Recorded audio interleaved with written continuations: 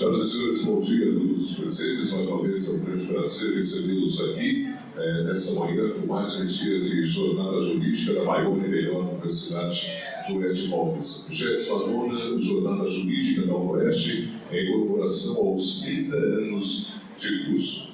E hoje nós teremos uma mesa redonda sobre a reforma trabalhista, um assunto em pauta de grande discussão. Serão 45 minutos de exposição, após 30 minutos para perguntas e eventuais debates. Para tomar o respectivo lugar nessa mesa, na nossa mesa redonda de hoje, nós convidamos o Dr. Pedro Teófilo de Sá. Ele possui graduação em Direito e mestrado em Direito Internacional. É professor titular da Universidade do Oeste Paulista, oeste nos cursos de Direito, Ciências Contábeis e Superior em Tecnologia e Gestão Comercial e Superior em Tecnologia e Gestão de Negócio. Tem experiência na área de Direito, com ênfase em Direito Civil, é revisor que elabora material didático para o ensino à distância, EAD, e professor do curso de Administração, EAD. Um grande prazer também, convidamos a doutora Viviane Patrícia de Buglia, advogada da Patrícia,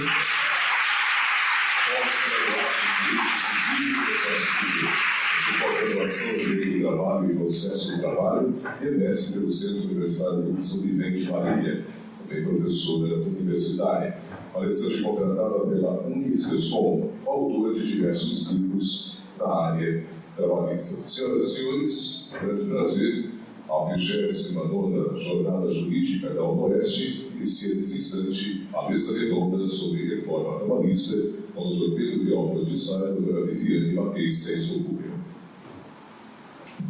Bom dia.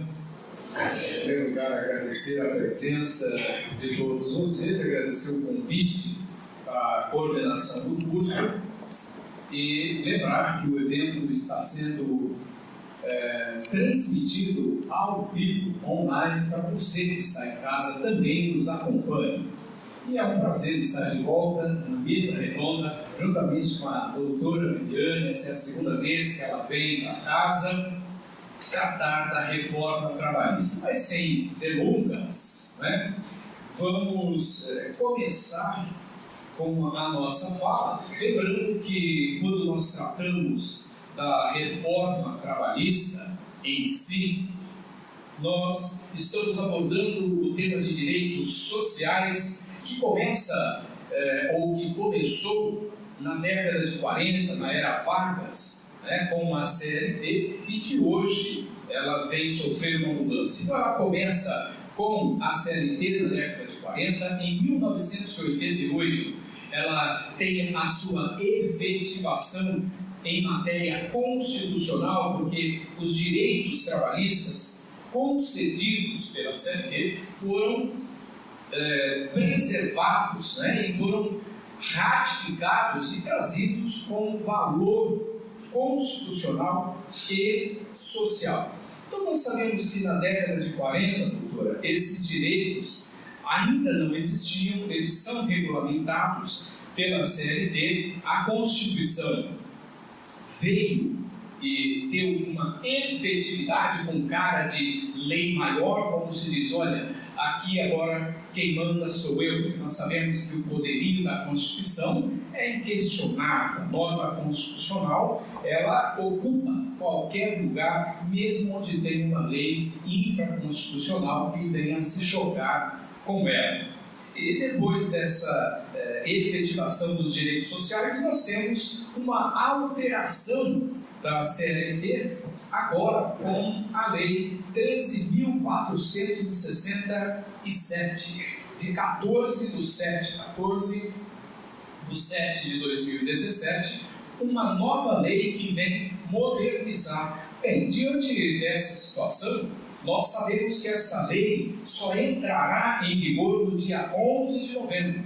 E é importante esclarecer de início que estamos num período chamado de vacatio legis. Para você que nos acompanha em casa, e para você da plateia que pode ter esquecido, ou que não se lembra, ou que não sabe o que é vacatio legis, é apenas um prazo que o legislador dá para que nós possamos nos habituar com a nova regra. Então, termina o vacatio legis no dia 10, a partir do dia 11 entra em vigor. Então, nesse sentido, doutor, eu formulei aqui alguns questionamentos. Sabemos que o tema é muito amplo e não há tempo para tratar de todos os assuntos. E o primeiro questionamento que eu levantaria, colocaria a situação para a senhora é: a CLT e a Lei 13.467, a partir de 11 de novembro, qual das duas regras, qual das duas normas passa a valer? Bom dia a todos, é um prazer participar desse bate-papo, espero que eu contribua com o aprendizado de vocês. É interessante esse questionamento, porque a CLT, até me perdoe, mas eu não resisti. Quando o senhor falou a respeito da hierarquia, que a Constituição é sublime, e realmente, mas para o direito do trabalho existe um princípio, e até eu estou falando isso propositalmente, porque a gente vai chegar na reforma trabalhista. É o princípio da proteção. O que é o princípio da proteção? Quando, na existência de duas regras ou três, qual eu aplico? Tem hierarquia maior, a Constituição ou o regimento interno da empresa? Na verdade, em razão do princípio da proteção, é a norma mais favorável. Não importa se ela seja... Vou dar um exemplo. Eu escrevo um direito para o empregado no papel de pacote bom, falando que ele vai ter direito a um abono de R$1.000, por exemplo. E aí a Constituição, vamos supor que a Constituição não tem essa previsão. O que eu aplico? A Constituição? Não. O papel do pacote de pão, em razão do princípio da proteção, qualquer outra regra não tem valor em razão da regra mais favorável. Tudo bem? A partir de agora, e aí eu entro com a sua respondendo a sua pergunta. Mas antes, eu preciso então, me sinto provocado a fazer uma colocação, Eu não consigo deixar de falar. Tem que aguentar.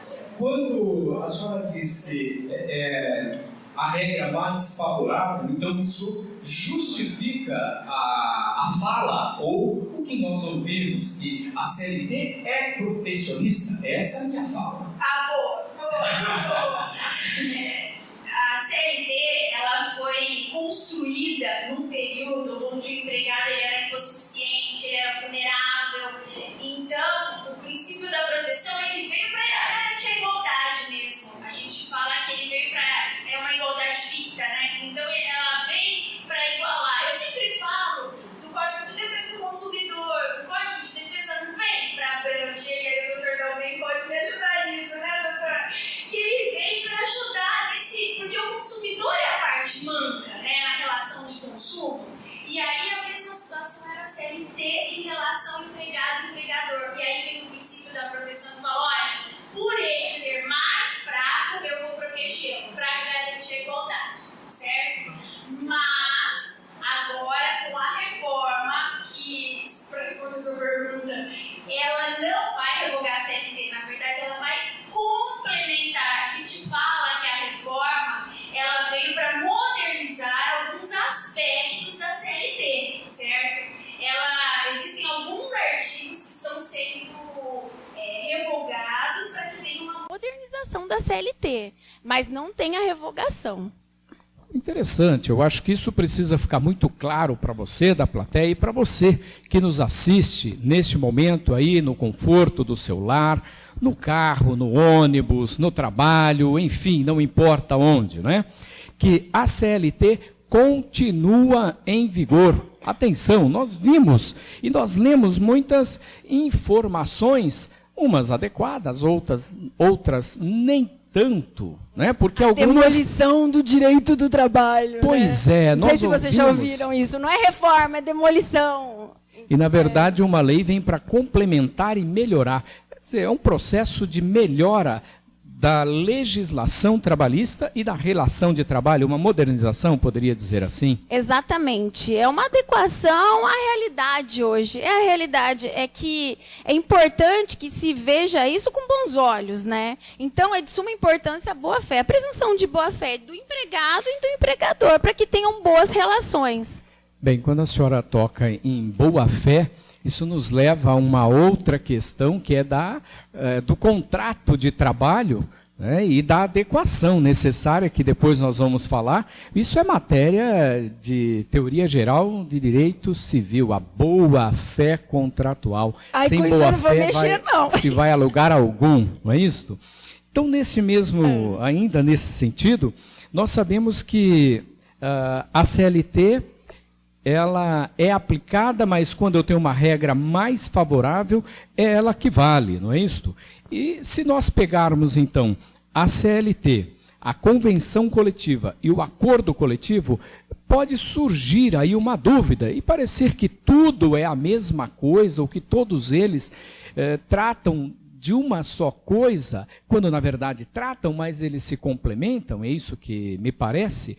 Então eu gostaria que a senhora fizesse uma primeira distinção da convenção e acordo, e depois dizer como é que fica o acordo e a convenção após a vigência da Lei 13.467.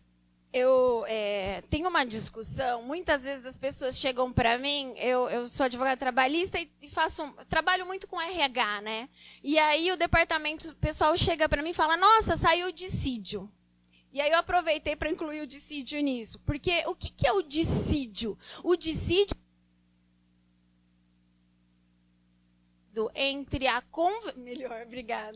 entre os sindicatos. O que é uma convenção coletiva? É um acordo entre o sindicato patronal e o sindicato dos empregados. Isso é convenção, eles acordam. O que eles acordam? Regras e direitos trabalhistas, tudo bem? Salário e outros questionamentos, isso é uma convenção. Quando não se tem esse acordo, quando não se ajusta, o doutor Pedro é do Sindicato dos Empregadores e ele quer um salário, um piso para a categoria de R$2.000. Eu sou do Sindicato dos Empregados e eu quero um piso de R$2.500. A gente consegue se acordar? O sindicato não consegue se acordar. O que acontece? Tem que alguém decidir. E aí vai para a Justiça do Trabalho. Tudo bem? Aí vira dissídio. O dissídio só existe quando não tem a convenção, se não é convenção coletiva de trabalho, que rege uma determinada categoria. Tudo bem? Já o acordo coletivo é o acordo entre a empresa e o sindicato dos empregados. É um acordo coletivo, e por isso que a gente fala que é acordo e não individual, escrito, porque sempre tem a presença sindical para homologar, para participar disso. Tudo bem? Posso ter um acordo coletivo, mas posso ter um acordo individual, eu e o sindicato? Eu posso homologar um acordo individual também. Mas o acordo, geralmente a gente fala que o acordo individual é entre empregado e empregador, mas o acordo individual eu recomendo que se homologue, porque aí tem mais força, com a presença do sindicato, né? Quando nós falamos no sindicato, é outra questão bastante delicada e que, se der tempo, ainda hoje nós vamos tratar. Se não der, fica para uma outra ocasião, né? Nós tivemos aí numa reunião recentemente em Brasília e trouxemos uma informação bastante atual, e eu vou deixar que a doutora Viviane dê essa notícia, né? Depois. Só para complementar, é importante que hoje, sem considerar a reforma, o que ocorre? Se eu fizer um acordo coletivo, se eu tiver uma previsão na convenção coletiva que ela não proteja o empregado, ou que ela tire um direito que esteja na CLT, o empregado ele entra com uma reclamação, propõe uma reclamação trabalhista e o juiz anula o acordo, anula a cláusula e não tem validade, tá? Porque foi prejudicial ao empregado em razão do princípio da proteção, tudo bem? Com a reforma trabalhista, não vai mais se aplicar isto. O acordo ou convenção coletiva vai ter força sobre o legislado. Esse é uma grande discussão da reforma trabalhista e há críticas nesse sentido, porque eles vão falar, nossa, então o sindicato vai tirar direito do empregado por acordo e convenção coletiva e o juiz não vai poder fazer nada. Isso é uma realidade, mas qual é o problema? E eu sinto isso na pele muitas vezes quando eu faço acordo com o sindicato. A gente monta um acordo, dispõe algumas regras, o cara aceita, depois de um tempo entra com uma reclamação trabalhista e o empregador tem que pagar tudo de novo. Isso é insegurança jurídica, porque como eu faço um acordo para depois ser anulado? Entenderam? Então é uma discussão... Nós voltamos naquele ponto inicial que disse da boa-fé. Quando nós falamos num contrato de trabalho, é um contrato como um contrato de compra e venda, como um contrato de casamento, contrato de empréstimo e daí por diante. E nós temos lá alguns tópicos, né, chamadas cláusulas gerais, dentre eles a boa-fé contratual, que isso tem que estar presente em todas as fases do contrato. Então, obviamente que na relação trabalhista, esta boa-fé contratual, em que pese se tratar de contrato, ela estava em xeque. Me parece que agora essa boa-fé vai ser exaltada e ela é trazida pelo Código Civil e ela vai ocupar o seu devido lugar, mas isso me parece que ainda é prematuro, né? Nós precisamos aguardar, porque os juízes do trabalho devem estar preocupados. Como fazer com isso agora? Eu tenho regras e tenho a questão do protecionismo, tenho uma nova legislação, tenho a CLT, tenho uma regra de direito civil, porque estamos falando em contrato de trabalho. Então eu diria a seguir cena dos próximos capítulos, né? Não tem outro jeito, não é? Então, ainda falando em contrato de trabalho, eu gostaria que a senhora dissesse o que acontecerá com os contratos de trabalho em vigor após a entrada da mudança da legislação. Quando eu me refiro à mudança da legislação, eu vou estar sempre falando da Lei 13.467, para ficar claro para você que nos acompanha em casa e para a plateia. É importante que seja feita uma adequação, um aditivo contratual. De contrato o senhor entende bem, doutor? E, na verdade, o que é importante? Esclarecer algumas regras que, após a reforma, vai ter uma nova vigência, vão ter novas condutas de trabalho. Um exemplo da reforma muito forte é a questão da jornada móvel. Tá? A reforma trouxe uma jornada móvel, a questão do intervalo. Então, existem alguns questionamentos, que é o trabalho intermitente, que é importante que se faça alteração do contrato de trabalho, os contratos em vigência. Então, o que se sugere é que tenha, na verdade, uma adequação, né, um aditivo contratual para que essas novas regras tenham vigência, entrem em vigor e para que o funcionário tenha conhecimento disso, para que ele entenda, né, essas novas regras. Então, com tudo isso, nós poderíamos dizer que a empresa, a organização, vai ter essa preocupação de adequar o contrato de trabalho. Se ela não adequar o contrato de trabalho, a questão vai acabar no Poder Judiciário. E chegando lá, é o juiz quem vai ter que dizer o que deve ser feito. Então, as empresas precisam correr e, de modo geral, essa alteração vai ter que ser feita, e aí é o momento de colocar na balança para haver um equilíbrio entre a boa-fé e a validade daquilo que efetivamente é contratado, porque pela atual legislação, isso não tem valor. Eu contrato, mas em seguida eles aplicam o princípio da proteção. E este princípio, então, vai ficar em xeque, né? Ele vai ficar aí, pelo menos, me parece que de início, em stand-by, aguardando as alterações deste contrato de trabalho. Um tema bastante interessante para você que é estudante, para você que é profissional do direito, para você que trabalha com RH, para você que trabalha com administração, enfim, não importa. Isto é informação. Vai ter que ser redesenhado o objeto, vai ter que ser redesenhado o que e como o funcionário vai ter que trabalhar, a exemplo da jornada, né? Perfeito, e já que toquei nesse assunto, eu gostaria de saber, então, do tema jornada. Nós sabemos que a jornada de trabalho é um tema muito amplo no direito do trabalho. E eu elegi, né? Eu fiz aqui uma eleição de 7 pontos que eu julguei mais importantes para que a senhora possa discorrer para a plateia e para você, é óbvio, que nos acompanha em casa. Eu gostaria que a senhora falasse, então, sobre a jornada de trabalho como um todo, a jornada 12/36, o banco de horas, o intervalo intrajornadas, o intervalo de 15 minutos, a hora em itinere e a hora à disposição. Né? Como é hoje, como fica com a mudança da lei? A jornada 12/36 é uma inovação da reforma, porque a jornada 12/36 não tem previsão na Constituição, não tem previsão na CLT, e algumas convenções coletivas têm a previsão dessa jornada 12/36. O que ocorre? Eu tive um caso concreto que tem essa previsão na convenção coletiva de uma jornada 12/36 e o cara entrou com a ação pedindo hora extra, superior a tudo que ele fazia superior a 8 horas, ele teria direito. Juiz entendeu, tá, que essa jornada era prejudicial ao empregado e reconheceu a jornada de 8 horas e o resto hora extra. Tudo bem? Isso é muito complicado. E aí, com a reforma, a jornada 12/36, ela vai ser uma jornada legal, tá? Ela já vai ter previsão e você pode fazer essa jornada sem problema nenhum.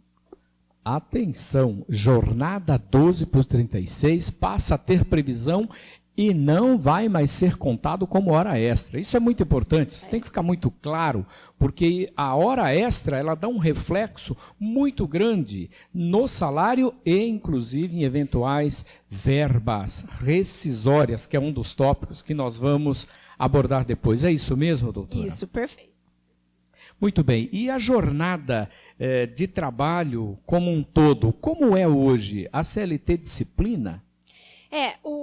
Nós temos o banco de horas também, que a CLT tem uma previsão que você pode fazer o banco de horas. O que é o banco de horas? É uma compensação de horário. Então, é o crédito e o débito. Você chega mais cedo, num dia, no outro você pode chegar mais tarde. É um crédito que você faz. Hoje, para que ocorra o banco de horas, tem que ter autorização por convenção coletiva e ele é anual.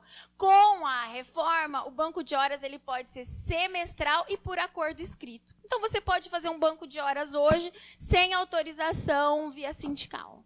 Tá? Com a reforma, essa também é um avanço também. Mais uma atenção, né? Preciso registrar isso e deixar muito claro.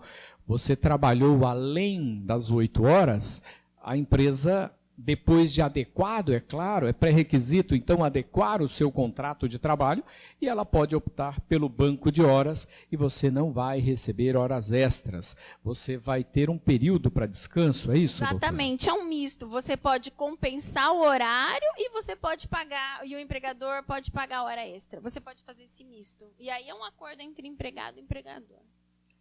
Interessante isso porque nesse aspecto afeta a nossa vida, a sua vida, a vida da organização e principalmente a vida financeira nossa e da organização. Veja que coisa interessante, né? A reforma trabalhista tendo um reflexo no aspecto econômico eminentemente. É uma coisa bastante generalizada, né? Abrangente. E como é que fica a questão, então, da intrajornada? O que é o intervalo intrajornada? É o intervalo dentro da jornada de trabalho. É aquele intervalo que quando você quando você executar os serviços mais de 6 horas seguidas, você tem o direito de, no mínimo, 1 hora de intervalo e, no máximo, 2 horas. Isso está na CLT. Tá? Qual é o grande desafio hoje? O empregado, esse horário de no mínimo 1 hora, ele não é computado na jornada. Então, o cara trabalha 8 horas, na verdade, ele fica ao todo às 9 horas, porque 1 hora ele não ganha, porque é o intervalo dele. O que o empregado geralmente gosta de fazer? Deixa eu almoçar meia hora, porque eu almoço, começo já a trabalhar e saio mais cedo. Para mim é melhor isso. E muitas empresas acabam fazendo esse acordo. E aí o que acontece? O cara trabalha, vai para o almoço dele, faz meia hora e volta a trabalhar. Não é isso? Eis que ele entra, eu tenho várias ações nesse sentido, ele promove uma ação trabalhista pedindo o quê? Hora extra pela supressão de intervalo, que tinha que ser no mínimo 1 hora. E aí o que a empresa é condenada? A 1 hora de intervalo que o cara deveria ter usufruído, não. E aí na minha defesa eu falo, olha, eu como advogada de empresa, ele fez meia hora, então eu quero que o senhor condene só na diferença de 1 hora. Não. Valor integral, a condenação é de 1 hora, não importa. Eu tive um caso que o empregado fez 45 minutos de intervalo e o empregador foi condenado a 1 hora, tá? Não só a diferença. Então, essa é uma questão. A outra é que essa condenação de 1 hora é natureza salarial. O que significa isso? Tem reflexo no 13º, nas férias, no aviso prévio. Então, ele vai ter um aumento de salário também. Então, isso é uma consequência bastante... dá consequência para o empregador em relação ao valor que ele tem que pagar para o empregado.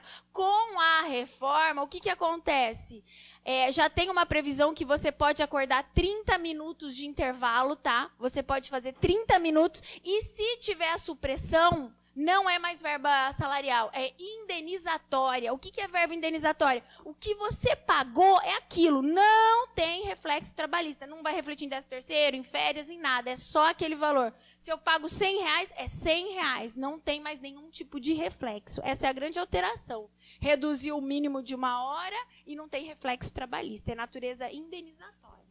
Com isso, então, melhora para as duas partes. Volto a dizer, a questão da boa-fé contratual valendo, né? Ela se destacando aí, é como se ela estivesse sendo trazido novamente à baila para dizer, olha, a boa-fé tem que valer. Aquilo que foi acertado entre as partes precisa valer, porque, pelo que a senhora disse, o que se vê hoje é que eu acerto, mas a Justiça do Trabalho disse não pode, pelo princípio da proteção, que foi falado no início, né? Mas com a mudança da legislação, eu vou poder acertar isso, mas com uma condição, que fique bem claro para você que nos assiste em casa e para a plateia. É preciso fazer a adequação do contrato de trabalho, não é isso? Muito bem. E o intervalo de 15 minutos, o que é isto, doutora? Eu particularmente levei muita condenação de 15 minutos. O que é isso? Eu nem sabia, pessoal. Olha o que acontece. Tem uma disposição na CLT que toda vez que a mulher for fazer hora extra, ela tem que descansar 15 minutos. Então, vamos lá. Jornada de trabalho, 8 horas. Ela está na 8ª hora, o empregador falou, você vai ter que fazer 1 hora extra. Ela tem que parar 15 minutos, descansar 15 minutos e começar a fazer a hora extra, tá?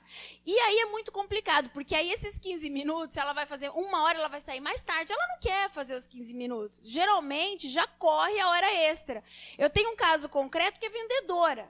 Então, assim, você tem um comércio, como que a empregada está atendendo? Geralmente ela faz hora extra quando? Tem muito movimento e ela continua a jornada dela. Ela tem que chegar para o cliente e falar, espera que eu preciso parar 15 minutos e eu volto para fazer a venda. É isso que acontece. E o funcionário ele não quer os 15 minutos, porque, na verdade, prejudica depois a jornada dele, que vai ter que sair mais tarde. E o que acontece? Hoje, toda vez que você não concede os 15 minutos, você tem condenação, tá? De hora extra. Eu tenho várias condenações nesse sentido. O TST reconhece que os 15 minutos é como hora extra. E mais, hein? Para a mulher. Aí eu tenho um empregador que ele falou para mim, não vou mais contratar mulher. Só vou contratar homem. E aí eu tive um caso que um empregado pediu os 15 minutos. Falou assim, Constituição Federal, né? Direitos iguais, eu quero meus 15 minutos. E aí, a sentença veio e falou assim, não, você não precisa não. Você tá forte, homem não precisa do tal dos 15 minutos. E a igualdade, né? E aí vira uma discussão, porque aí acaba também querendo não contratar a mulher, né? Porque para a mulher eu tenho que dar os 15 minutos para o homem, não. E hoje, acabou, tá? Com a reforma, foi abolido os 15 minutos. Não tem mais essa regra, tá? Me parece, então, que agora nós, por enquanto, nós somos a minoria, né? E o artigo 5º da Constituição, que é norma autoaplicável, diz que todos são iguais perante a lei. E essa distinção, não é isso? Agora a nova lei vem exatamente para dar eficácia e efetividade ao valor constitucional trazido no artigo 5º da Constituição. Para uns um progresso, para outros um retrocesso, mas nós vamos ter sempre opiniões para os dois lados. E no Brasil parece que a coisa só caminha quando ela está positivada, quando ela tem uma regra, né? Nós não temos o hábito de aplicar princípios, exceto o direito do trabalho, o direito penal, né? O direito civil, nós temos uma dificuldade muito grande na aplicação de princípios, porque as pessoas ainda acham que o que vale é apenas e tão somente o texto da lei. E nós vivemos aí no século XXI um Código Civil que traz uma nova realidade, uma nova cara, e nós temos hoje, é claro, uma nova sociedade que demanda mudança, e a legislação precisa acompanhar, e foi isso que aconteceu com a legislação trabalhista, não é? Ela está se modernizando, ela está acompanhando. Muito bem. E a hora in itinere? A senhora poderia dizer o que é, como é que está hoje na CLT e como fica a partir da nova mudança? O que é a hora in itinere? Itinerário, é a hora de percurso, ida e volta ao trabalho. Essa hora de percurso, ela é computada na jornada de trabalho? Boa pergunta. Ela é? Então vamos lá, eu demoro 2 horas para chegar na minha casa, todo dia. Minha jornada de trabalho é 8 horas. Eu recebo 10 horas? Quantas horas eu recebo? Porque a hora em itinerário, então, não é computada? Então, eu trabalho numa usina. E essa usina, ela é no meio do mato. É um lugar que não tem transporte público. Não tem. E o meu empregador fala assim, olha, eu vou mandar um ônibus para buscar vocês para levar até a usina. E aí, eu demoro 3 horas para chegar. Essa hora é computada na minha jornada ou não? Olha que interessante, sim. Essa hora hoje é, exatamente. Que distinção é essa? Olha só, toda vez... Aí o empregador me liga e fala assim, ô advogado trabalhista, me explica uma coisa. Eu não quero pagar 3 horas de percurso para empregado. Eu quero pagar o horário que ele está trabalhando. O que eu faço? Aí ele fala assim, mas eu quero fornecer um transporte para ele, porque senão ele não tem como chegar para trabalhar. Aí eu, como advogada trabalhista, eu falo assim, se o senhor fornecer o transporte para ele, o senhor vai pagar a hora de percurso. Ele fala, não acredito, isso é um absurdo. E é verdade, não tem jeito, hoje é assim. Então a CLT ela quis proteger e desprotegeu. Hoje é melhor você não pagar transporte, não dá transporte para o empregado. Com a reforma, acabou. Toda vez que eu fornecer transporte para o empregado em local de difícil acesso, não se conta a hora de percurso, tá? Então hoje vocês vão ver, o empregador vai fornecer muito mais transporte para o empregado do que no passado. Não vai onerar, é isso, né? Exatamente. Que acaba tendo um reflexo financeiro, né? Quando nós falamos em verbas rescisórias ou em salário ou remuneração, isso dá uma diferença gritante, não é? Quando a senhora começou a falar, olha, no trecho urbano, né, na área urbana, eu me desloco até o trabalho, eu não tenho hora in itinere. Mas por que o trabalhador rural tem? Será que é por conta dessa maior proteção, entre aspas, porque isso acaba desprotegendo, porque acaba gerando na verdade, limitação. Quando vai caracterizar a hora itinerary? Caracteriza hoje, com a reforma não vai mais ter. Quando tem alguns requisitos, né? Primeiro requisito, local de difícil acesso ou não servido por transporte público. Primeiro requisito. Segundo requisito, que o empregador forneça o transporte, tá? Então, para caracterizar a hora itinerary, tem que ter esses requisitos. Se não tiver esses requisitos, não tem hora itinerary, tá? Por exemplo, eu dou aula na Onoeste, o empregador me dá um carro, tem um ônibus que me traz para a Onoeste como professora. Eu demoro 1 hora para chegar. Eu tenho hoje direito à hora itinerary? Não tenho. Por quê? Não é local de difícil acesso, tem transporte público, tá? Se não tivesse, fosse local de difícil acesso, tipo Campo 5, por exemplo, e ele fornecesse o ônibus, aí poderia dar hora itinerary. Entenderam? Hoje, com a reforma, não importa se é transporte público ou não importa mais se é local de difícil acesso. Acabou. Eu me sinto agora provocado a fazer uma outra colocação, né? Quando usa o termo local de difícil acesso, nós estamos diante de um conceito legal indeterminado. Quem é que define onde é local de difícil acesso? É o judiciário, ou é você que vai fazer a reclamação, ou é você que vai fazer a contestação, ou é o tribunal. Veja que em um determinado momento nós temos a norma, mas ao mesmo tempo nós não temos. Parece ter uma lacuna que deve ser preenchida, ou seja, um espaço em branco que, embora tendo regra, vai precisar da figura humana para dizer, olha, local de difícil acesso é isto. E aí eu sempre pergunto o seguinte, qual é a régua para medir isto? Como se afere? Quando nós tratamos dos conceitos legais indeterminados, específicos do contrato no direito civil, nós encontramos esses tópicos, né, dentre outros, e é um campo bastante árido, bastante difícil de se trabalhar. E fica aí para vocês pensarem como definir isto, né? De repente, para uns, 10 quilômetros não é de difícil acesso. Para outros, 5 quilômetros pode ser de difícil acesso. Parece que nós ainda continuamos, enquanto temos a vigência da CLT sem a alteração, diga-se novamente, né, para que não fique a ideia de que não teremos mais uma legislação trabalhista em vigor, a CLT continua. Atenção, se você pulou uma parte desta gravação e foi lá para o meio porque achou que tinha muito tempo, a CLT continua, ela não sai, ela continua regendo, ela apenas foi alterada. E nunca é demais dizer isso, não é? Agora, eu me sinto provocado a perguntar sobre o horário à disposição. Hoje, o que se computa na jornada é o tempo à disposição. E até, eu vou repetir um exemplo que eu dei no nosso outro debate. Teve um caso muito interessante, porque o horário de trabalho de entrada era às 8 horas da manhã.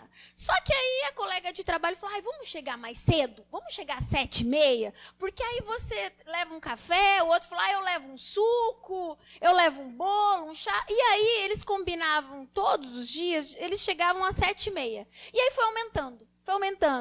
Os 40 funcionários da empresa, todo mundo tomando café às 7h30. Virou uma festa. Cada dia levava uma coisa e comia e ria. E depois passava o cartão às 8. Tudo bem? Só que aí o café começou a ficar maior e tal, começaram a chegar às 7.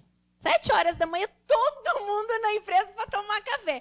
O empregador falou, puxa, que galera animada. Falou, eu vou ajudar também, eu vou dar a sobremesa. Deu a sobremesa pro pessoal, aquela alegria toda. Beleza. O que aconteceu? Depois de um tempo, começou a virar muita bagunça e vai, até que um empregado foi demitido e ele entrou com uma ação trabalhista. E ele falou, olha, eu entrava às 7 horas da manhã, eu estava com tempo à disposição, eu estava disponível para o empregador. E aí, pessoal, pergunta se tem café hoje na empresa. Acabou, porque deu hora de trabalho. E aí, por conta disso, vira tempo à disposição. E aí, com a reforma, que a nova é uma boa notícia, né? Eu acredito que sim. Quando o cara está na empresa para lazer, para estudo, para relacionamento pessoal, para comer, que não esteja trabalhando efetivamente, não se conta mais como hora de trabalho, tá? Isso acabou também. Então, hoje se pode fazer café. Hoje vai poder liberar o café de novo. Que bom, teremos café novamente, não é? Agora, então isso foi a aplicação do princípio da proteção equivocado, né? Porque ao se pretender proteger o empregado, que abro aspas, seria a parte mais fraca, fecho aspas, acabou havendo uma desproteção, um prejuízo. Por quê? Porque o funcionário que porventura não tivesse a condição ou o tempo de ter o café em casa, ele teria na empresa. E com isto, a empresa acabou retirando. Mas, felizmente ou infelizmente para alguns, a nova mudança, né, a nova regra, 13.467, ela resolve essa situação e acaba solucionando o problema definitivamente. Não é? Bom, agora eu gostaria de ouvir a senhora sobre um tema novo, uma dificuldade para as organizações que também envolve a questão das horas extras, que é trabalhar fora do local, fora da sede da empresa, que hoje é chamado de home office. Tem o home office, o teletrabalho, né? Que é o trabalho por meios de comunicação, computador, tecnologia, né? E não tem previsão na CLT. Não tem nenhuma previsão, as convenções, não há previsão clara sobre isso. Isso vira uma discussão. Eu tenho um caso no escritório que a gente colocou senha no computador do funcionário, que ele trabalha fora, ele trabalha na casa dele. Então, a partir de tal hora, ele não consegue acessar o computador, o sistema de trabalho dele bloqueia. Porque o que acontece? Ele manda, eu tive várias ações que o cara manda e-mail 2 horas da manhã pelo computador, pelo e-mail corporativo. E aí o que acontece? Vira hora extra. E aí ele junta a cópia disso e fala, olha, eu estava trabalhando 2 horas da manhã, 3 horas da manhã. Você fala, mas é trabalho externo. Mas é um controle, não é? Não tem um horário ali estipulado? Vira controle. Então, isso é muito complicado.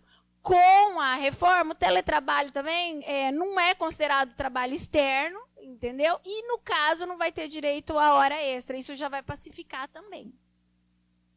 Mais uma alteração, ou até então, por que não dizer, mais uma modernização da relação de trabalho no século XXI. Mais um motivo, volto a repetir, e é importante que fique claro, né, doutora? Mais um motivo para readequar o contrato de trabalho. Perfeito. É fundamental, para não ficar desprotegido.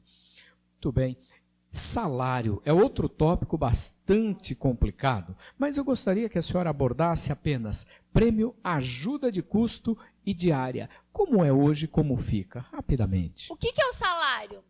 Salário é o pagamento direto feito pelo empregador ao empregado, certo? E o salário, a gente sempre fala que tem natureza salarial tudo que tem reflexo trabalhista. O que seria isso?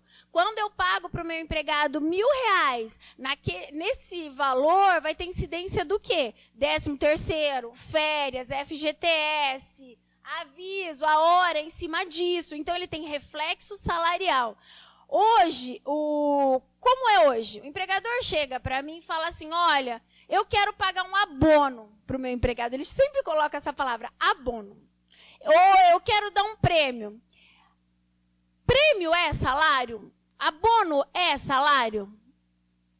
Hoje, toda vez que o prêmio for habitual e o abono for habitual, é salário. é salário. E aí eu falo não, mas o que acontece? Eu tenho que orientar que toda vez que ele pagar isso, não vai ser, ele vai querer pagar um prêmio habitual de R$500, esse prêmio que vira habitual tem natureza salarial, então não é R$500, tá? É 500 com incidência do 13º, das férias, do FGTS, então vamos pensar que é no mínimo mais 40% sobre isso. Tá? Então o empregador falou, eu não quero pagar tudo isso, eu só quero pagar o valor para o cara ter o dinheiro na mão, mas eu não quero que tenha incidência de todos os reflexos trabalhistas. O que eu posso pagar hoje para o empregado para não ter reflexo trabalhista? Eu quero que ele ganhe mais. Aí, pessoal, vocês já ouviram falar que eles falam assim, eu pago por fora? Ninguém já ouviu falar isso? Eu dou um abono, eu dou uma ajudinha por fora. É por isso, eles acabam pagando por fora para quê? Para não ter reflexo, para não ter desconto, para não ter reflexo. E hoje, o que vai acontecer? Com a reforma, não tem mais incidência, tá? Salarial. Então, hoje eu posso pagar o prêmio. Hoje não, tá? Em novembro, né? Eu vou poder pagar o prêmio, eu vou poder pagar o abono, que não vai ter natureza salarial, tá bom? Hoje, daí, com a reforma, isso é mais uma questão. Aí você fala, poxa, mas o funcionário vai ser prejudicado. Por um lado, não vai ter reflexo, eu concordo. Mas, por outro lado, o empregador vai querer pagar mais, tá? Hoje, o empregador não gosta de pagar abono, ele fica angustiado de pagar porque ele sabe que tem incidência. Isso pode levar também à situação do empregado A e o B exercerem funções semelhantes. Hoje, a partir de 11 de novembro, um pode ganhar mais que o outro, sem que isso gere o paradigma. Se tiver prêmio, né? E se tiver por merecimento, né? Mas eu posso vou diferenciar. aproveitar isso, aproveitar essa deixa para falar do planos de cargos e salários. Hoje, eu posso pagar salários distintos para funcionários que exerçam a mesma função? Eu não posso pagar por causa da equiparação salarial. O que eu posso fazer? Tem muita empresa que fala, doutor, tem funcionário que exerce a mesma função, que é a identidade de função, mas o cara é melhor que o outro. Eu quero pagar mais para ele. E aí, como eu consigo pagar mais hoje? Plano de cargos e salários, não é? Mas para que ocorra o plano de cargos e salários, eu tenho que homologar no Ministério do Trabalho. E muitas vezes o empregador não quer levar para o Ministério do Trabalho, não quer homologar, e isso fica ilegal, não fica regularizado. Com o advento da reforma, acabou também. O plano de cargos e salário não precisa mais ser homologado, tá? Ele não precisa mais ser homologado pelo Ministério do Trabalho. Durante a sua fala, você tocou num ponto bastante importante, que se chama férias. Quem é que não gosta de férias? Nós sabemos que a nova legislação traz algumas alterações. Eu gostaria que a senhora dissesse como é visto as férias hoje, como será vista pela mudança. Hoje eu posso fracionar as férias? Eu posso dividir as férias do empregado hoje? Hoje eu não posso dividir, salvo em casos excepcionais ou serviços inadiáveis. Fora isso, eu não posso dividir férias. As férias devem ser concedidas, né, em um só período de 30 dias e o empregador pode comprar 1/3 das férias. Ponto. É isso que tem hoje. Mas todo mundo fraciona. Tem esse parcelamento de 2 períodos de férias? Tem, mas não está regularizado. O que pode acontecer é, se não provar que era excepcional e nem inadiável, o empregado pode promover uma ação trabalhista pleiteando pagamento em dobro pelo descumprimento do pagamento das férias no período legal. Tá? Hoje é assim. Com a reforma, você pode dividir as férias em até 3 períodos, tá? 3 períodos, tô com problema, né? Até 3 períodos, sendo que um não pode ser inferior a 14 dias e o outro 5 dias, tá? Então, com o advento da reforma, acabou a questão das férias também, já tá resolvido. Preparem-se para férias picadas no ano todo. Né? Tem um período agora, mais um período depois e mais outro. Olha, tem um lado bom. Mas e o problema também é que quando você concede as férias para o empregado de 30 dias, o cara fica 30 dias sem trabalhar, aí ele recebe as férias adiantadas. Só que ele volta, ele está sem salário, né? E aí? É complicado, não dá para você gastar muito nas férias, né? É um desafio isso, né? Pois é, eu acho que vem para acomodar a nova realidade social. E por fim, para encerrarmos aí, porque estamos no nosso horário, eu gostaria que a senhora falasse sobre a rescisão do contrato de trabalho. Como é e como fica? Alguém já ouviu falar que o empregado quer sair da empresa e ele chega para o empregador e pede um acordo? Alguém já ouviu falar isso? Isso é natural? Isso é padrão hoje? O cara quer sair da empresa, ele não pede demissão. Ele chega para o empregador e fala, vamos fazer um acordo? Você me demite, não é? E aí eu levanto o FGTS e te devolvo a multa. Isso vem acontecendo muito. Vocês sabem que isso é fraude? Eu estou com um caso no meu escritório que o empregado pediu demissão, fez o acordo com o empregado filmou ele devolvendo, ele entrou com uma ação trabalhista, fez boletim de ocorrência, eu fui para audiência, meu cliente foi oficiado a tudo quanto é órgão que vocês pensarem, tudo, Polícia Federal, um monte de coisa, para ser investigado, porque é crime, entenderam? E é crime consolidado, se está filmado, se é crime, eu vou ter que defender, e não tem muita defesa. Entenderam? Então, o que acontece? Só que para o empregado também é melhor, né? Porque ele levanta o FGTS. Hoje, com a reforma, existe o acordo mútuo. O que é o acordo mútuo? O empregado faz um acordo com o empregador para sair da empresa. E aí ele vai receber metade do aviso, ele levanta 80% do FGTS. E o restante dos direitos ele recebe todos. Entenderam? Então, é uma forma de acabar com esses acordos feitos por fora, que sempre tem muito prejuízo. Isso foi bem benéfico. O único cuidado que se tem, e aí já me questionaram isso, é se você não tem um bom empregador. E aí o cara não vai mais querer demitir ninguém na vida, né? Tudo vai querer fazer acordo para não pagar todas as verbas trabalhistas e rescisórias. Isso vai ser um desafio mesmo, vai ter que contar com a boa-fé. Então, eu acho que para finalizar esta fala, hoje nós temos duas possibilidades: a demissão com justa causa ou sem justa causa. Com a mudança da legislação trabalhista, nós vamos ter a possibilidade de acordo, mas tem os perigos. Exatamente, até aproveitando esse gancho, a CLT ela tem uma rescisão que fala que é a culpa recíproca, quando é a culpa do empregado e empregador, mas nunca... Pessoal, eu estou advogando há 20 anos, hein? Dou aula, nunca ouvi a aplicação da culpa recíproca. Não sei se alguém já ouviu falar, se teve algum caso. Eu tive um caso que eu tentei demitir com culpa recíproca, riram da minha cara. Então, assim, hoje eu não consigo fazer isso. Com a reforma, eu acho que isso vai ficar bem resolvido. Aproveitando só da justa causa que eu não resisti, o artigo 482, que tem as figuras da demissão por justa causa, que são o quê? É um rol taxativo do que enquadra como a demissão por justa causa, certo? A reforma trouxe mais um, tá? E sabe qual é? A pessoa que perde a habilitação profissional, o empregado que perde a habilitação profissional. Um exemplo, eu sou professora da UNOeste e eu sou professora porque eu sou advogada, certo? Eu dou aula no curso de Direito por ser advogada. Eu, por algum problema, perco meu OAB, suspende meu OAB. Eu perdi a minha habilitação para isso, né? Eu levo uma demissão por justa causa. Entenderam? Motorista, eu tenho muito caso de motorista que perde carteira de motorista. E ele é contratado para motorista. Não pode prestar a função porque perdeu a carteira. E aí? Era uma discussão, eu dei alguma justa causa, teve reversão, porque falam que ele não agiu com culpa. Tá? E nem com dolo. Hoje, com a reforma, isso está pacificado. Perdeu a habilitação para aquela função que ele foi contratado, pode ser demitido por justa causa. Tá? Isso está pacificado. É a nova realidade social batendo as portas, né? E que ela só vai adentrar na sua casa a partir de 11 de novembro.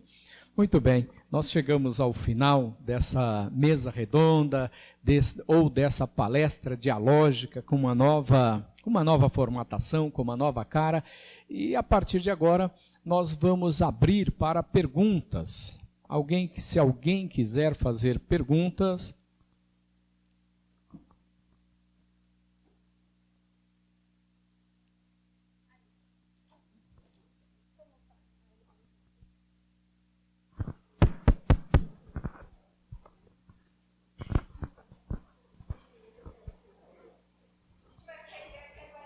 Hein, pessoal? Agora é pressão.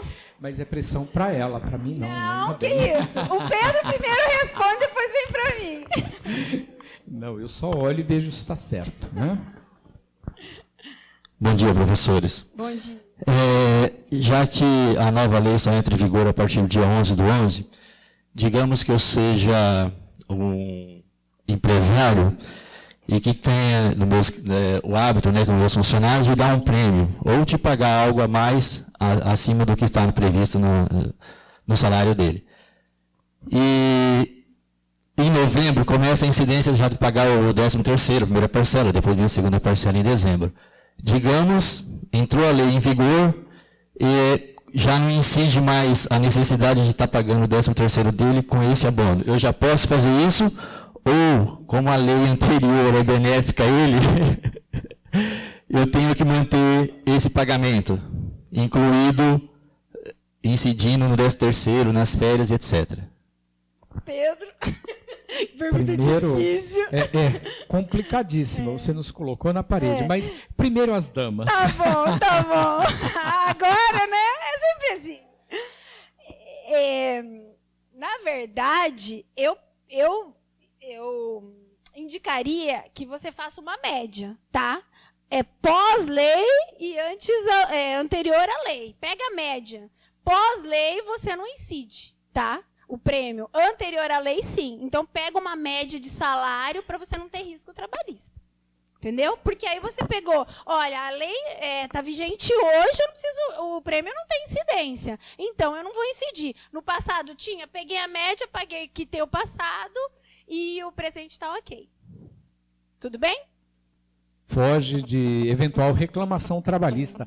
Aplica aí indiretamente o princípio mais benéfico, né, em outras palavras, mas para poder também fugir de uma eventual reclamação. E até uma dica como empresário, até porque tem essa discussão, eu achei que foi uma modernização mesmo. Hoje eu consigo homologar um acordo, sabia? Então você com o seu empregado, você faz essa média, conversa e você pode promover uma homologação extrajudicial desse acordo, para você dar quitação. Porque qual é o problema? Você criar um passivo trabalhista, né? E sempre falar, será que eu estou devendo? Será que eu não estou? Com isso, você quita também. Existe agora, com a reforma, essa quitação que se fala. Não precisa virar ação trabalhista, é um acordo que você pede a quitação. Tudo bem? Essa homologação, é preciso ficar claro que ela vai ser onde? Tem duas situações. Eu posso homologar no sindicato, que é a quitação anual, ou eu posso quitar diretamente na Justiça do Trabalho, que eu acho muito bom. Eu estou com um caso no escritório que o cara não quer entrar com uma ação trabalhista, mas ele quer quitar e o empregador quer quitar, só que o empregador fala, eu vou fazer esse acordo, eu não tenho quitação com eficácia liberatória, esse cara vai entrar com uma ação trabalhista e eu vou ter que pagar de novo. Eu queria quitar isso em juízo. Daí ele falou assim para mim, ô doutora, arruma um advogado lá, a senhora entra com a ação e eu defendo. Eu falei, eu nunca vou fazer isso. Isso é antiético, isso é casadinha que se fala. Então, o que tem hoje, com essa situação, eu consigo fazer um acordo. Entendeu? Eu posso pedir para o juiz, porque aí não é dissimulação, não é fraude. Eu posso homologar na justiça. Eu chego e falo assim, olha, eu fiz esse acordo, excelência, eu quero homologar. E aí se homologa. Então, sem ação, sem nada. Então, a questão tem solução. Basta procurar o profissional certo. Ponto final. Se informar. É isto, né? Isso. Muito bem. Mais uma pergunta. Oi, Tadeu. Bom dia. Eu queria fazer uma pergunta aqui para a doutora. Bom dia. Veja bem, eu escrevi aqui um texto porque a pergunta é longa. Ai, que medo. O Pedro responde primeiro, gente. Vamos lá. Pensando de uma forma imparcial, sem pender para o lado do empregado ou para o empregador, é possível dizer que essas alterações, todas elas no todo, como, por exemplo, a possibilidade da mulher trabalhar grávida em lugar salubre, vamos lá, é que não foi falado aqui, mas algumas alterações. O aumento da hora trabalhada para o pessoal que trabalha meio período, a própria hora extra virar indenizatória, a não necessidade da homologação. Não precisa mais homologar pelo sindicato. Depois de homologado, eu não posso mais reclamar. Esse tipo de alteração, é possível dizer que essas alterações ainda equilibram o direito do trabalho? essa é a grande discussão da reforma, tá? Você pegou no nó da reforma. Porque o que acontece? A reforma, ela veio para modernizar as relações de emprego, certo? Só que a história da boa-fé. Se você não tiver boa-fé, vai complicar, né? Vai complicar. Porque como Aristóteles fala isso, como você dá direito, você dá o poder para alguém decidir, se ele não consegue decidir sobre o contrato, se ele não tem como pensar sobre isso. E aí é complicado. E aí realmente é complicado. Essa é a grande discussão e muitos juízes estão contra. Inclusive, eu li um artigo, não sei se você viu, está escrito a demolição do direito do trabalho, não reforma. Exatamente por causa disso. Porque eles falam o seguinte, vai ter muita supressão de direito, o cara vai ser obrigado a fazer muita hora extra, o cara vai ter que ter aquele intervalo absurdo, e aí por diante. É um desafio, tá? Isso vai ser um desafio. E eu te falo mais, vai ter que esperar para saber como vai ser no caso concreto. Por quê? Porque tem medidas provisórias que estão vindo, e aí cabe quem? Juiz, fazer a igualdade em audiência, cabe Ministério Público do Trabalho, cabe fiscal, aí vai ter que ter essa boa-fé, entendeu? Mas é o grande desafio. Você pegou no nó. É exatamente esse. Eu acredito na reforma, eu sou advogada trabalhista, eu instruo empresa, eu faço preventivo com empresa, e eu monto contrato, eu estou dando um monte de palestra em RH para falar da boa-fé, para falar que não é uma reforma para tirar direito de empregado. É igual a história da terceirização, todo mundo falou, vou demitir todo mundo e vou terceirizar tudo, não é assim? É esse olhar. Então, assim, cabe aos profissionais, advogado, contador, dar esse olhar puro da lei, entendeu? Esse olhar de não fraude, mas é o desafio, com certeza. Boa sua pergunta, mas não sei responder, é o nosso desafio. Vamos esperar, né? Vamos esperar um pouco. Eu acho que a base vai estar sempre na questão da necessidade da alteração e adequação contratual, sem a boa-fé, se vai a lugar algum. Né?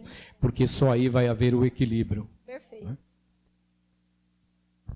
Bom dia. Bom dia. Professores, a senhora falou da hora em itinere, que não vai ser mais computada. E com relação aos acidentes que acontecem nessas horas em itinere, eles vão continuar sendo amparados pela CLT ou não vai ter mais isso? Vai sim. Na verdade, é hora de percurso, né? Hoje, todo acidente de percurso é acidente de trabalho. E aí gera estabilidade, todas as consequências legais. Isso não tem alteração nenhuma. Porque a hora itinere, a única diferença é que ela não vai mais ser computada, não vai ser paga. Fora isso, tem todas as consequências legais normais. Tá? Mais uma dúvida, professora. A senhora acabou tocando num dos tópicos de perder a habilitação para o trabalho. Meu tema do TCC agora é trabalhista, óbvio que eu sou completamente apaixonada pela matéria. Oba! E eu estou fazendo da lei do motorista, por vivenciar isso todos os dias, e a senhora tocou nesse tópico do motorista perder a habilitação e poder ser demitido por justa causa. A senhora acha que que a lei de 2015, que é a lei própria, né, da categoria, ela foi abafada por essa reforma, ou a CLT, por ter uma lei específica, ela só vai ampará-la só na parte benéfica da reforma? Na verdade, a reforma não fala nada sobre isso. Então, vai continuar da mesma forma, tá? Porque é o princípio da especialidade. Vai continuar aplicando a lei do motorista. A única questão é que hoje, quem perde a habilitação pode ser demitido por justa causa. Na verdade, a reforma veio e falou, olha, para parar com essa discussão. Porque o que acontece? Eu tenho várias situações que o cara não pode trabalhar porque ele perdeu a habilitação. E eu não consigo fazer nada. Porque aí eu não consigo mudar de função, porque ele só faz aquilo, eu suspendo o contrato, o que eu faço? E aí a reforma veio e falou, olha, se perder, tem que dar justa causa, porque ele não pode trabalhar. E o requisito essencial é o que? A prestação de serviço para ter o salário. E aí vem isso. Mas em relação ao motorista, não vai ter nenhuma alteração. Obrigada, professora. Professor Pedro, professora Viviane. Oi. Tudo bem? Eu queria colocar os dois agora num contraponto, já que envolve direito civil, direito empresarial com o direito do trabalho. Como a atuação da senhora sobre o campo do RH? E pensando no direito contratual, direito empresarial, que o Dr. Pedro também tem grande atuação, queria saber como que está a situação dos programas de compliance nos planos agora sobre esses direitos trabalhistas, justamente para evitar a judicialização pré-reforma, né? Já que a gente está na vacácio, se as empresas estão realmente nesse intento, se há investimento nisso, e para quem está se formando, para quem já se formou, enfim, como é que está o campo de atuação para essa área? Hoje se tem muita preocupação com isso, tá? Inclusive, existe uma conscientização em relação a isso, em relação aos direitos trabalhistas.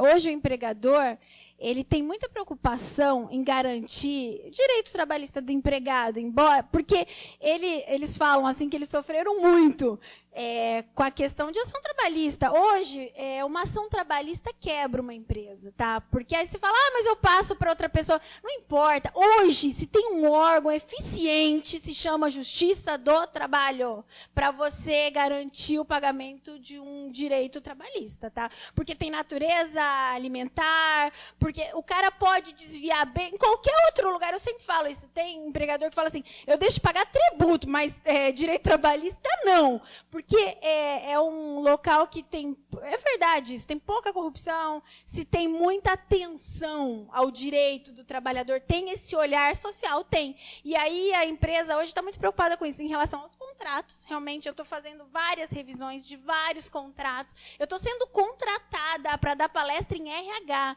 Eu fui contratada na Universidade de Contador, para instruir contador. O que ele pode fazer, o que ele não pode, o que é fraude, o que não é. Então, tem essa conscientização. Isso vai afetar todos os ramos, inclusive nessa área. E parece que isso vai retomar a necessidade da adequação e da readequação.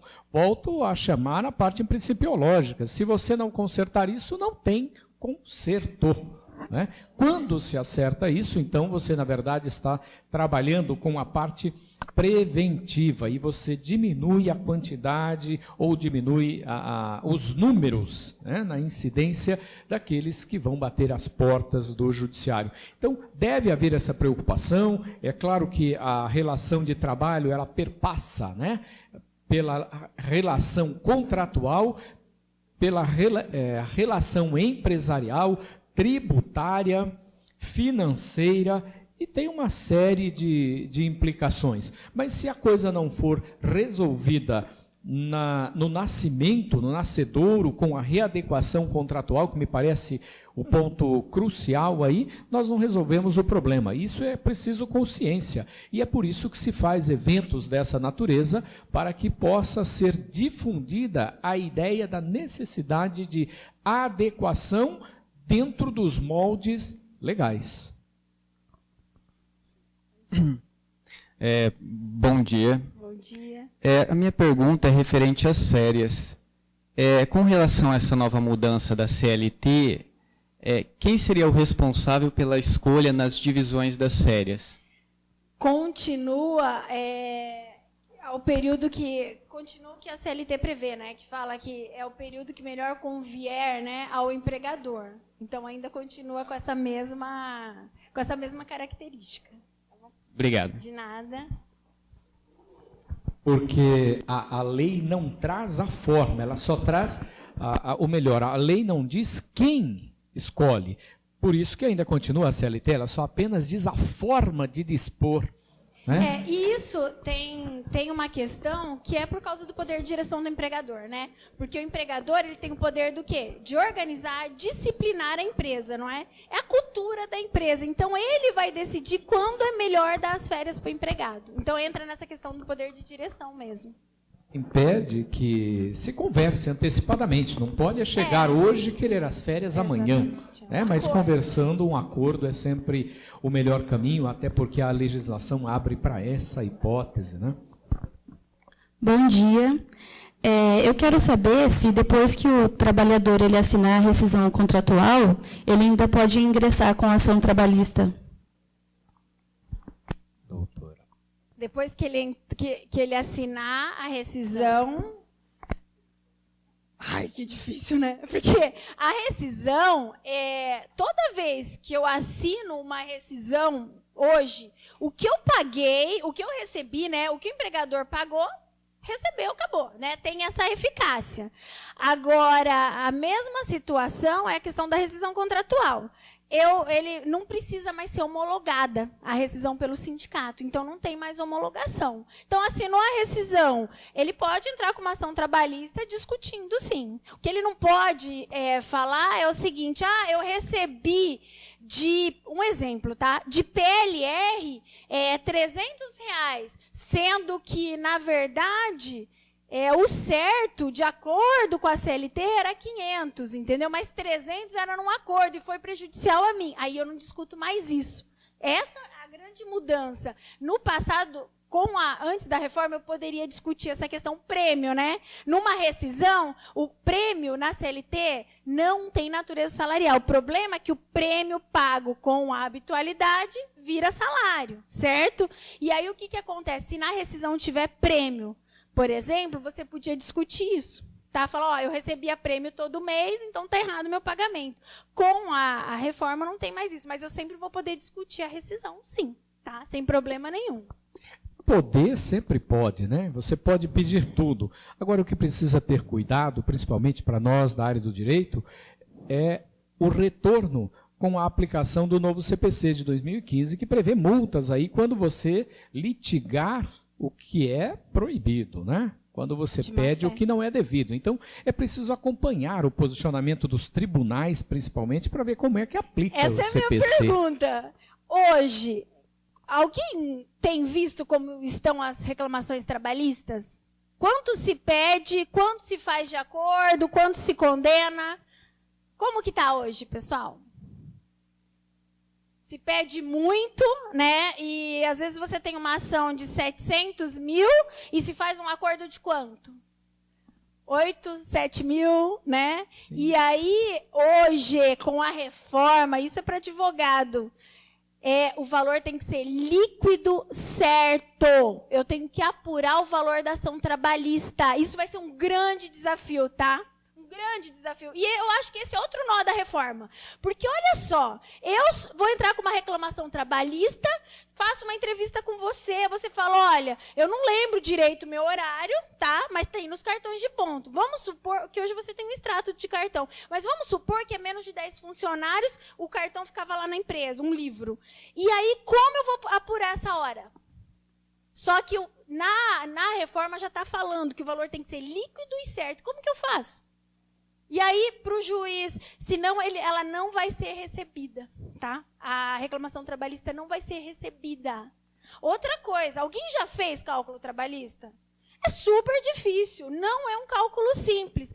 O advogado do reclamante, geralmente, ele ganha, a gente fala que é contrato de risco, né? Que você ganha no final. E aí eu vou contratar um perito para fazer o cálculo, porque também se você fizer um cálculo mais ou menos, a sua ação também não vai prosperar. E aí? Esse é um outro desafio, porque eu vou ter que fazer um cálculo líquido certo, vou ter que ter boa documentação. Aí você pega um cara da área rural, não tem documento nenhum, não tem nada. Como que você apura isso? E mais, hein? Se você entrar errado, você é condenado pela sucumbência e até litigância de má-fé. Então, esse é um grande desafio da reforma.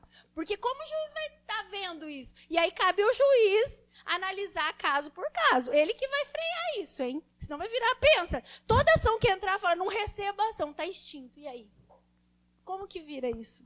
Século XXI, bem-vindos ao novo mundo. Então vai haver uma dificuldade. É claro que o CPC já trazia essa previsão em 2015 e agora com a entrada da mudança, né, a partir da legislação trabalhista, a partir de novembro, nós temos a confirmação do cuidado do profissional da área do direito, principalmente para o advogado do reclamante, em apurar. É líquido e certo, para não receber aí uma condenação e aí não tem o que explicar para o cliente, é explicar o inexplicável. E aí tem a sucumbência, né? Aí você vai falar assim, mas o cara está pela assistência gratuita.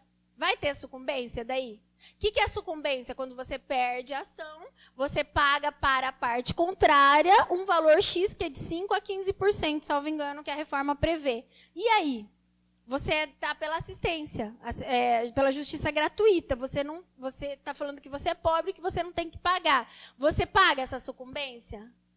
Pela reforma, vai descontar na condenação, sabia? Então, vamos lá, teve uma condenação de 10 mil. Eu pedi 100 mil, só que teve uma condenação de 10 mil. Essa diferença deu sucumbência? Pega dos 10 mil e paga para a parte contrária. Já pensou se a sucumbência deu o valor da condenação? Paga tudo e sai sem nada. É isso. Vai ter que ter muito mais cuidado para pedir com cautela. Vai ter que pedir com cautela. Pleitear direitos com muita cautela. Muito certo? bem. Mais alguma pergunta? Bom, não havendo, e por conta do horário, que a doutora Viviane tem uma outra reunião sobre a reforma trabalhista agora, em seguida. Você vai também. Eu vou estar também, né? Muito obrigado. Obrigada, pessoal. Foi um prazer participar com vocês. Obrigado, doutor Pedro Teófilo de Sá, doutora Viviane Patrícia Sucublo, pelos os esclarecimentos nessa 29ª Jornada Jurídica, nessa maravilhosa mesa redonda sobre a reforma trabalhista. Nós convidamos agora a professora Raquel Rosé para que realize a entrega de um mimo como uma forma de agradecimento à participação da professora Viviane e também do professor Pedro nesta manhã. E também convidamos a professora Flávia Marsola para que realize a entrega do mimo do agradecimento ao professor Pedro Teófilo de Carreiro. Bom dia, pessoal. Obrigado mais uma vez pelo comparecimento em massa. Obrigado pelo comparecimento ontem à noite. Vi muitos de vocês na palestra da doutora Kátia ontem. Quem não foi, perdeu uma apresentação musical fantástica. Foi uma coisa fabulosa. Muita gente não gosta do estilo, achou que fosse uma coisa meia velha, né? Mas aquilo lá é uma coisa fantástica. Não se vê um grupo daquela categoria sempre. Então, vocês tiveram a oportunidade ontem de ver um show fantástico. Muito bom, uma palestra excepcional. Assim como foi essa mesa redonda. Agradeço imensamente a professora Viviane e ao professor Pedro por nos abrilhantar nessa manhã com o vasto conhecimento de reforma trabalhista, porque é muito importante que vocês, operadores do direito, vocês, como estudantes de direito, isso aí é natural. Você tem lá o seu pai, a sua mãe, seu tio, seu irmão, seu vizinho, seu parente que vai perguntar para você. E o que nós temos visto WhatsApp, Face, um monte de bobagens escritas sobre a reforma trabalhista. Então isso veio mostrar que o bicho não é tão feio como se tem pintado aí. Então é importante que vocês saibam, que vocês conheçam a realidade hoje do que vai acontecer lá em novembro com a entrada em vigor da reforma trabalhista, tá? Agradeço mais uma vez imensamente ao professor Pedro, à professora Viviane, que dispuseram do seu tempo aqui. À noite, nós teremos aí a palestra com o professor Luiz Flávio Gomes, tá? Bacana, hoje não tem show musical, tem só amanhã.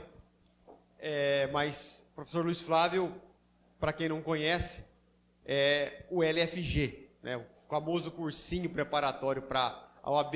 O LFG é o professor Luiz Flávio. Muito bacana, quem puder assistir, venha. Na quarta-feira nós teremos a doutora Paula, que vai falar sobre a violência familiar, um panorama atual muito bacana. Eu estive conversando, ele esteve conosco ontem na palestra, um negócio muito bacana, umas coisas muito interessantes sobre violência familiar. À noite, o professor Hamilton Bueno de Carvalho vem lá do Rio Grande do Sul para falar sobre direito alternativo. Na quinta-feira de manhã, o professor Gerson, que vai dar um panorama sobre trabalho. E é importante que vocês já comecem a pensar no futuro de vocês. À noite, na quinta, nós teremos um professor que escreve com o Teotônio Negrão, que é uma referência em direito processual civil. Na sexta de manhã, o Ricardo acabou de falar, eu conversei com o Fabrício ontem, ele estava também na mesa, compondo, e ele vai trazer algumas coisas muito interessantes para que nós possamos conhecer os principais erros que os advogados cometem no início de carreira. Então, é umas coisas bobinhas, umas coisas pequenas, que às vezes você passa despercebido e acaba gerando uma representação na OAB, acaba sujando o seu nome lá na OAB por causa de uma coisa, não é que você seja desonesto, nós estávamos conversando ontem, mas é por pura ignorância. Então, é captação, é propaganda, então são coisas muito importantes, porque é o mínimo que se espera de vocês, é a OAB. Vocês têm que saber o que vocês não podem fazer quando saírem daqui. E à noite, a Natália Masson, que é uma referência aí para cursinho, quem conhece cursinho preparatório, quem pega alguma coisa na internet sabe que a Natália Masson é uma referência nisso, tá? Só para finalizar, eu não sei se vocês perceberam ontem, né, quem estava à noite lá, quem estava à noite? Vocês perceberam como é que estava a mesa ontem? Na mesa, para vocês verem o grau de prestígio do nosso curso.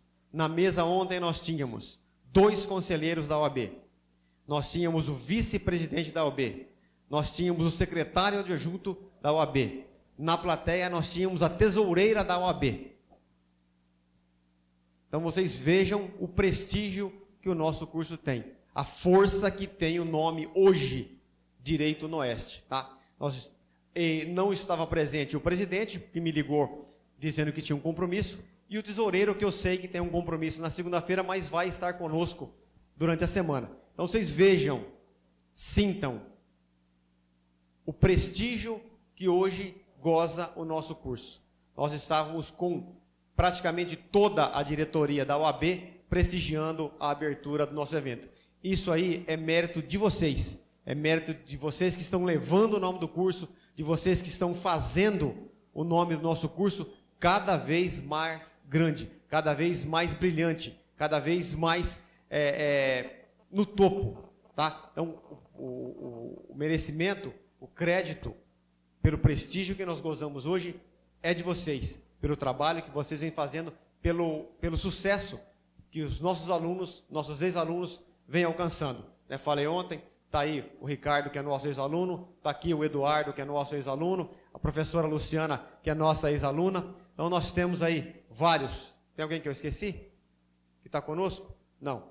É como eu disse ontem, né? Eu estou consumindo um produto que eu produzo. Eu só consumo aquilo que eu produzo se eu tenho certeza da qualidade. Então, quando eu trago um ex-aluno aqui para dar aula, eu tenho certeza do que eu estou produzindo aqui. Eu tenho certeza dos alunos que eu estou formando aqui. Eu não traria alguém. Primeiro, não traria ninguém que não tenha capacidade para dar aula aqui. Mas se eu estou trazendo um ex-aluno, eu sei que eu estou formando um ótimo profissional. Eu sei que eu estou formando um profissional competente. Então, eu sei que eu estou formando alunos capazes de se transformarem em professores. Esses alunos são vocês. É o que eu disse ontem e vou continuar repetindo. Vocês são os melhores. Nós somos o Direito no Oeste. Obrigado, pessoal. Show.